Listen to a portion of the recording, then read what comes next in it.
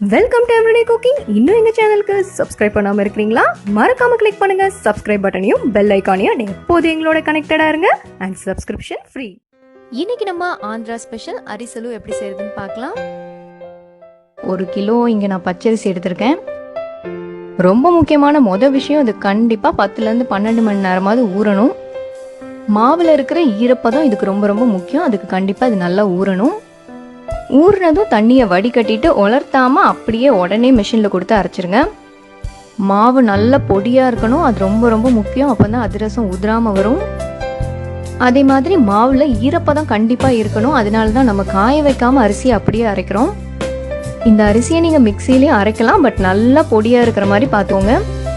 மாவை இப்படி பிடிச்சி பார்த்தீங்கன்னா நிற்கணும், அப்போ தான் ஈரப்பதம் இருக்குன்னு அர்த்தம்.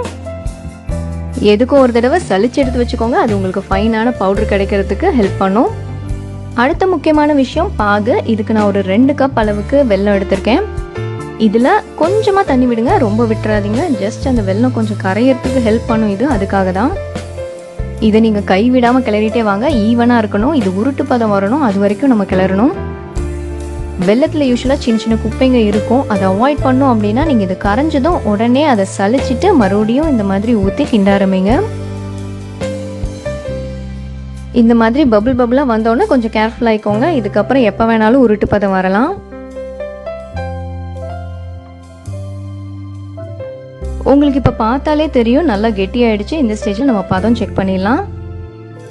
தண்ணியில் இந்த மாதிரி விட்டு பாருங்க, அது கரையக்கூடாது. அதே சமயம் ஈஸியாக இந்த மாதிரி உருட்ட வரணும். புதுசாக செய்கிறவங்க கொஞ்சம் கேர்ஃபுல்லாக இருங்க. அந்த பாக்கு கொதிக்க ஆரம்பிக்கும் போதே அப்பப்போ எடுத்து செக் பண்ணிக்கோங்க. தண்ணியில் விடும்போது கரையாமல் வந்துச்சுன்னா உங்கள் பாகு பர்ஃபெக்டாக இருக்குன்னு அர்த்தம். பாகு ரெடியான உடனேவே நீங்கள் அரிசி மாவு சேர்க்க ஆரம்பிக்கணும். இந்த அளவு பாகுக்கு ஒரு 4லேருந்து 4.5 கப் அளவுக்கு அரிசி மாவு தேவைப்படும். அரிசி மாவை எக்காரணத்து கொண்டு காய விட்டுறாதீங்க. எப்பயுமே ஒரு ஈர துணி வச்சு மூடியே வைங்க. எப்போ நீங்கள் இதை செய்ய பிளான் பண்ணியிருக்கீங்களோ அந்த டைமில் மாவு அரைங்க, அப்போ தான் கரெக்டாக இருக்கும். அதே மாதிரி அரிசி மாவை எடுத்துட்டு திரும்பவும் கண்டிப்பாக ஈர துணி வச்சு மூடிடணும். எல்லார் வீட்லேயும் இந்த கட்டை இல்லைனாலும் மத்து இருக்கும், அந்த மத்தை திருப்பி பிடிச்சி யூஸ் பண்ணிக்கோங்க. கண்டிப்பாக அது உங்களுக்கு யூஸ்ஃபுல்லாக இருக்கும். இதை நம்ம நல்லா கிளறணும், அது ரொம்ப ரொம்ப முக்கியம். உங்களால் திண்டு மேலே வச்சு கிளற முடியலன்னா கீழே எடுத்து வச்சு மத்து வச்சு கிளவிங்க பார்த்தீங்களா, அந்த மாதிரி நல்லா கிளறிடுங்க.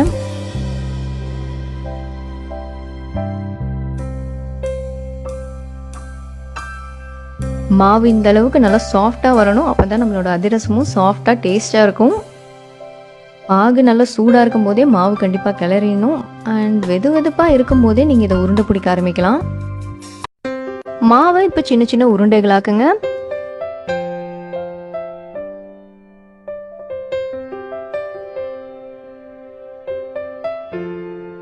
ஒரு உருண்டை எடுத்துக்கோங்க. அதிரசத்துக்கு நம்ம யூஸ்வலாக கொஞ்சம் குண்டா தட்டுவோம், இங்கே அரிசலுக்கு கொஞ்சம் ஃப்ளாட்டாக தட்டுங்க.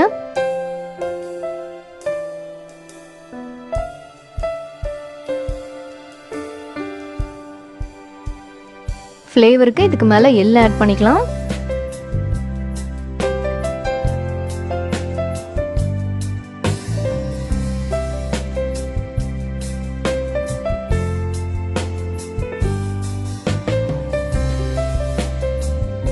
நல்ல சூடான எண்ணெயில மிதமான சூட்டில் பொரிச்சிடுங்க. 2 பக்கமும் நல்லா திருப்போட்டு வெந்ததும் வெளியெடுத்துடலாம். இடம் இருந்துச்சுன்னா இன்னும் 1-2 கூட நீங்க சேர்த்தே போடலாம்.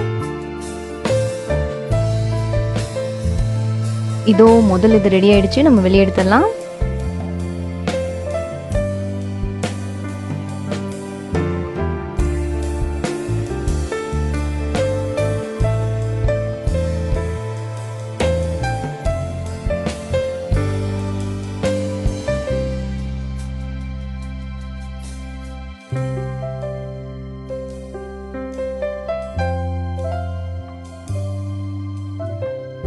இதை இப்போ வெளியெடுத்தாச்சு. இதை அப்படியே சூடோடவே நல்லா ஒரு வெயிட் வச்சு ப்ரெஸ் பண்ணணும்.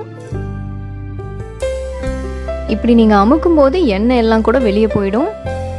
இந்த கட்டை தான் வேணுங்கிறது இல்லை, ஏதாவது வெயிட்டை போட்டு நல்லா ப்ரெஸ் பண்ணுங்க. ஸோ இதோ அரிசலு ரெடி. வேறொரு இன்ட்ரெஸ்டிங்கான ரெசிபியோட உங்களை சந்திக்கிறோம். மறக்காம எங்கள் சேனலுக்கு சப்ஸ்கிரைப் பண்ணுங்க.